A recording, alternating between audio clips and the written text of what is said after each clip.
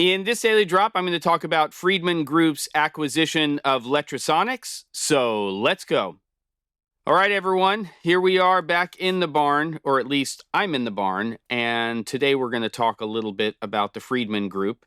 And if you're not familiar with that name, they are the parent company, the umbrella company that is over companies like RØDE, Mackie, and a few other brands as well.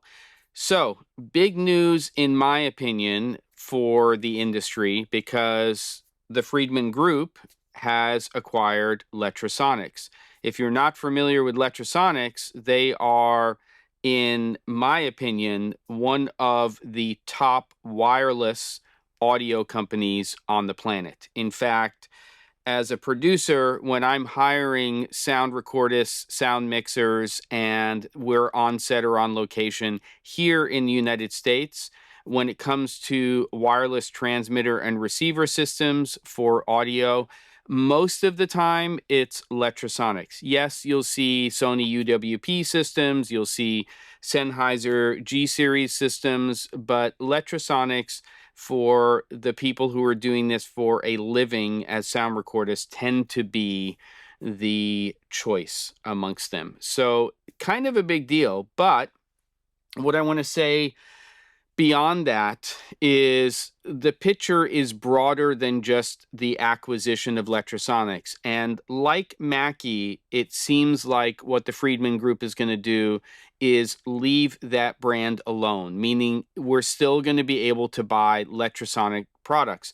Now, what's interesting about the company, which is based here in the United States, so is Mackie, a little bit north in Washington State, is they have serious manufacturing capabilities. So the bigger picture here isn't that they're just acquiring Lectrosonics, it's that they also have now US-based manufacturing capabilities. Now, if you haven't been following along, there's something called a trade war happening here in, well, all over the planet. This whole tariff thing that is being, well, it's coming from here in the United States, but it really is turning things upside down and on its head, and just it's a messy situation at the very least. So what this gives the Freedman Group the capability to do, and they have stated that they're going to do it, is start manufacturing here in the US. And this could be really a feather in their cap in terms of what's going on with tariffs. It's a way that they're going to be able to, I think, not have a problem with the tariffs and to be able to produce products here in the US or do final assembly here or however it's going to be done. So it's kind of a big deal. And I'm also excited because for me, Lectrosonics is sort of the drool wireless transmitter receiver system that I've always wanted. Will this result in lower prices for Lectrosonic products? I don't know. And that's not to say that this negates Sony's and Sennheiser's and other companies' solutions out there. It's just, you know, when you talk about products that are built like tanks that just work, Lectrosonics is in that conversation, along with companies like Sound Devices.